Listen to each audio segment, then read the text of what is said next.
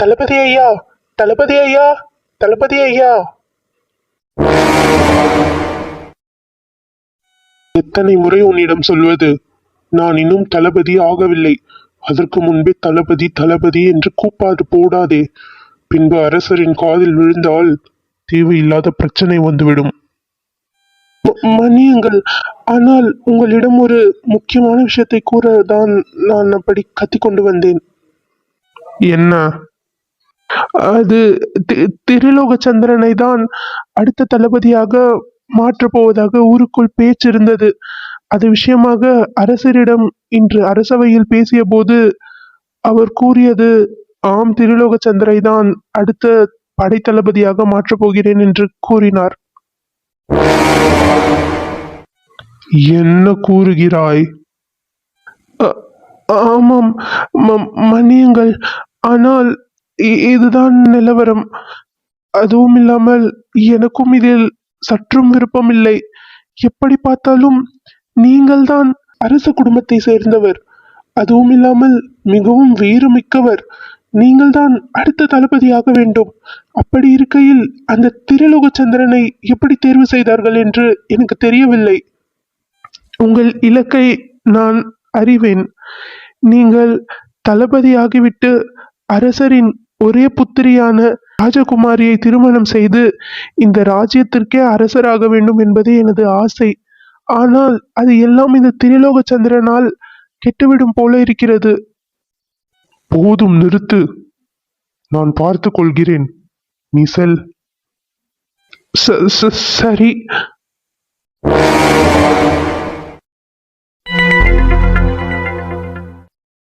மாமா, நான் கேள்வி உற்றது உண்மையா? அடுத்த தளபதியை நீங்கள் தேர்வு செய்து விட்டீர்கள் போல. ஆமாம், அடுத்த தளபதி திரிலோக சந்திரன் தான். நீங்கள் நம் குடும்ப வழக்கத்தை மறந்து விட்டீர்கள் போல. பரவாயில்லை, நான் உங்களுக்கு நினைவூட்டுகிறேன்.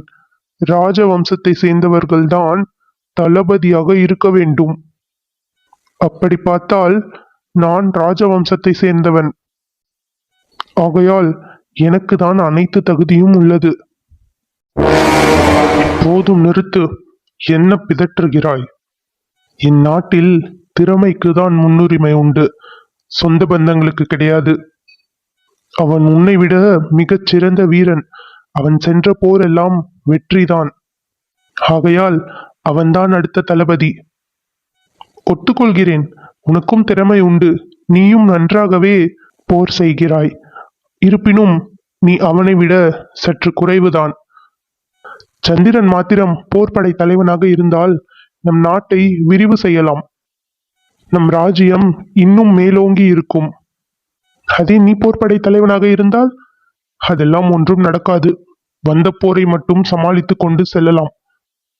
ஒரு மன்னனாக என் தொழில் என் ராஜ்யத்தை பாதுகாப்பதும் விரிவுபடுத்துவதும். அதற்கு என்ன முடியுமோ அதைத்தான் நான் செய்வேன். தேவையின்றி ஏதோ ஒன்றை பிதற்றி கொண்டு அலைந்து கொண்டு இருக்காதே. செல்லிங்கிருந்து. சந்திரா, எல்லாவற்றிலும் நீ என்னை தோற்கடித்து கொண்டே இருக்கிறாய். இது சரியல்ல. என் வாழ்க்கையில் நான் மாத்திரமே முன்னிலையில் இருக்க வேண்டும் என்று நான் நினைத்து கொண்டிருப்பவன். ஆனால் நீ என்னையே பின்னுக்கு தள்ளுகிறாய். இது சரியல்ல. என் வாழ்வே உன்னால் முடிந்துவிடும் போல தோன்றுகிறது. உன்னை தீர்க்க வேண்டிய நேரம் வந்துவிட்டது.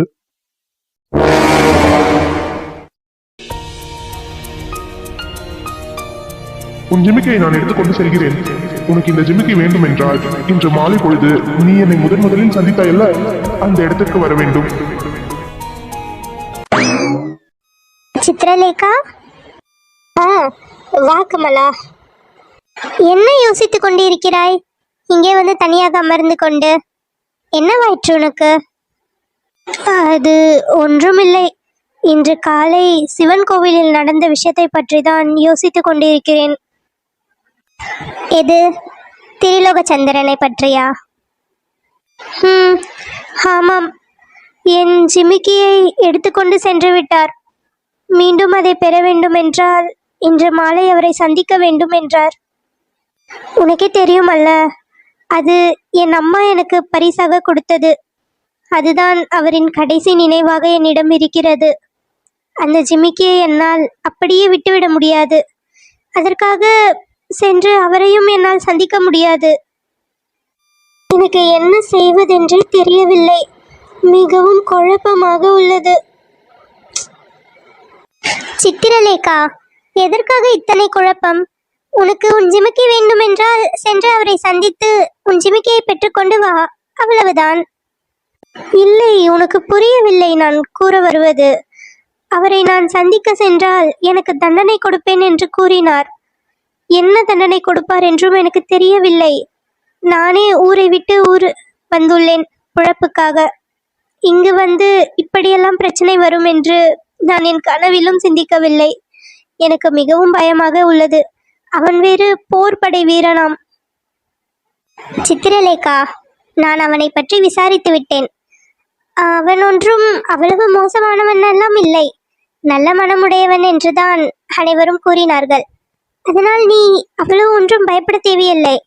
சென்று மன்னிப்பு கேட்டுவிட்டு உன் ஜிமிக்கியை பெற்றுக்கொண்டு வா. உன் மன்னிப்பை அவர் ஏற்கவில்லை என்றால் உன் ஜிமிக்கியை பெற்றுக்கொண்டு அங்கிருந்து தப்பித்து சென்று விடு. இந்த யோசனையும் நன்றாக தான் உள்ளது. சரி, இப்போது வா, உணவருந்தலாம். நீ எவ்வளவு நேரம் இங்கேயே அமர்ந்து யோசித்துக் கொண்டிருப்பாய்? சரி, வா கமலா, செல்லலாம்.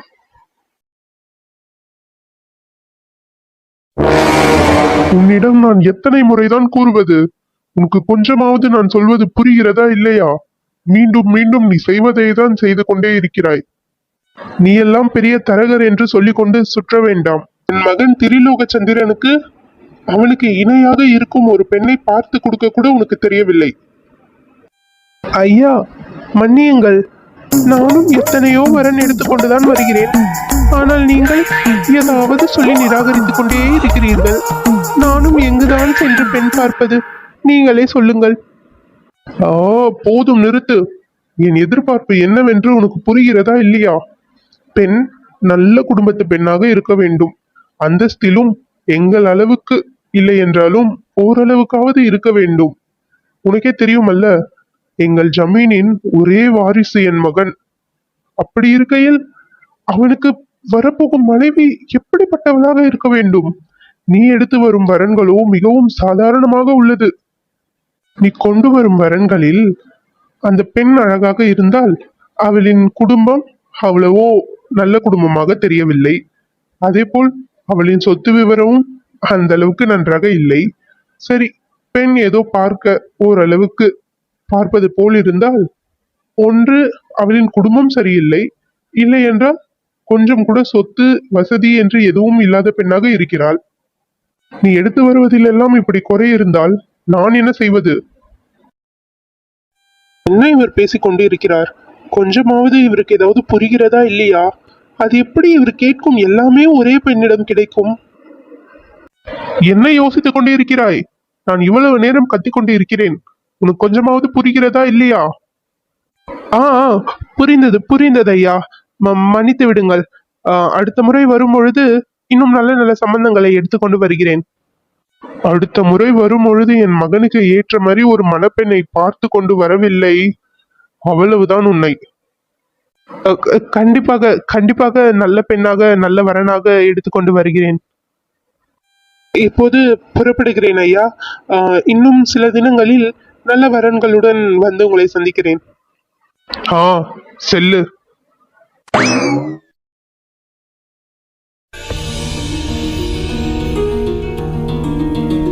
ஏகா, உன்னை நான் அழைத்தது என்னமோ தண்டனை கொடுக்க என்றுதான். ஆனால் உன்னை உண்மையில் அழைத்தது உனக்காக ஒரு பரிசு வைத்துள்ளேன். அதை கொடுக்க வேண்டும் என்றுதான் நான் உன்னை அழைத்தேன்.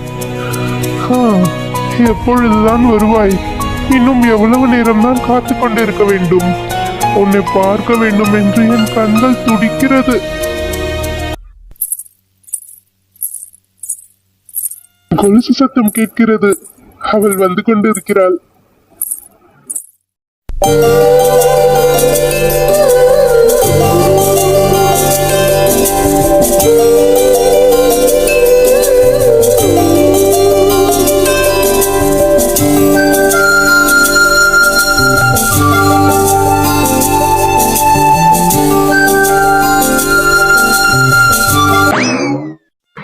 உன்னை எப்பொழுது வர சொன்னால் நீ எப்பொழுது வருகிறாய்? ஏன் இவ்வளவு தாமதம்? அது சற்று வேலை இருந்தது. முடித்துவிட்டு வருவதற்கு நேரமாகிவிட்டது. வேலை இருந்ததா? உன்னை பார்த்தால் ஏதோ வேலை செய்துவிட்டு வந்தது போல தெரியவில்லை. இவ்வளவு நேரம் அலங்காரம் செய்து கொண்டு வந்திருக்கிறாய் போல. அதனால்தான் இவ்வளவு தாமதம். அப்படியெல்லாம் ஒன்றுமில்லை. சரி, அது இருக்கட்டும். இதென்ன, நான் அணிந்திருக்கும் நிறத்திலேயே நீயும் ஆடை அணிந்து கொண்டு வந்திருக்கிறாய்? ஓ, நீ இது போல எல்லாம் செய்தால் மாத்திரம் நான் உனக்கு தண்டனை தரமாட்டேன் என்று நினைத்து கொண்டிருக்கிறாயா? என்ன பேசுகிறீர்கள் நீங்கள்? நான் இப்பொழுதுதானே உங்களை பார்த்தேன். அப்படி இருக்கும் பொழுது நான் எப்படி நீங்கள் என்ன ஆடை அணிந்திருக்கிறீர்கள் என்று அறிந்திருக்க முடியும்? அது எதிர்ச்சியாக நடந்தது, அவ்வளவுதான். ஏதோ சொல்கிறாய். சரி சரி. சரி, எனது ஜிமிக்கி கொடுங்கள், நான் செல்ல வேண்டும். எனது ஜிமிக்கி கொடுக்க வேண்டுமா? இன்னும் நான் உனக்கு என்ன தண்டனை என்றே கூறவில்லையே. என்ன ஆயிற்று? ஏன் இப்படி பக்கத்தில் வந்து நின்று கொண்டிருக்கிறீர்கள்? உனக்கு தண்டனை கொடுக்கத்தான். முதலில் என் ஜிமிக்கியை கொடுங்கள். தண்டனை எல்லாம் அப்புறம். நான் ஜிமிக்கியை கொடுத்தால் நீ அதை எடுத்துக்கொண்டு இங்கிருந்து தப்பித்து ஓடவா? அப்படியெல்லாம் செய்ய மாட்டேன். என்னை நம்பலாம். சரி சரி, உன்னை நம்புகிறேன். ஆனால் தண்டனை கொடுத்த பிறகுதான் உனக்கு உன் ஜிமிக்கி கிடைக்கும். சரி, உன் கண்களை மூடு. எதற்கு? கண்களை மூடு சொல்கிறேன். இல்லை இல்லை, நீங்கள் அப்படியே சொல்லுங்கள், நான் கேட்கிறேன். நான் உனக்கு தண்டனை கொடுக்க வேண்டும், அதற்காக தான் கண்களை மூட சொல்கிறேன். தண்டனையா? இல்லை, வேண்டாம். உனக்கு உன் ஜிமிக்கி வேண்டுமா வேண்டாமா? வேண்டும், ஆனால் தண்டனை மாத்திரம் வேண்டாம். இப்பொழுது நீ கண்களை மூடினால் சரி, இல்லை என்றால் உன் ஜிமிக்கியை இந்த ஓடையில் போட்டு விடுவேன். அதன் பிறகு அது எனக்கும் கிடைக்காது, உனக்கும் கிடைக்காது. எங்கு போகும் என்று யாருக்கும் தெரியாது. இல்லை இல்லை, நான் என் கண்களை மூடிக்கொள்கிறேன். அதை செய் முதலில். சித்ரலேகா, என் கைகளில் இருக்கும் இந்த பரிசை நீ காணும் பொழுது உன் முகத்தில் எந்த அளவுக்கு சந்தோஷம் இருக்கும் என்பதை காண ஆவலாக இருக்கிறேன். என்னவாயிற்று? சீக்கிரம் ஏதாவது சொல்லுங்கள். எவ்வளவு நேரம் நான் என் கண்களை இப்படியே மூடிக்கொண்டிருக்க வேண்டும்? கண்களை மூடினாலும் அழகாக தான் இருக்கிறாய். எவ்வளவு நேரம் வேண்டுமானாலும் இப்படியே நான் உன்னை பார்த்து கொண்டே இருக்க வேண்டும் என்று தோன்றுகிறது.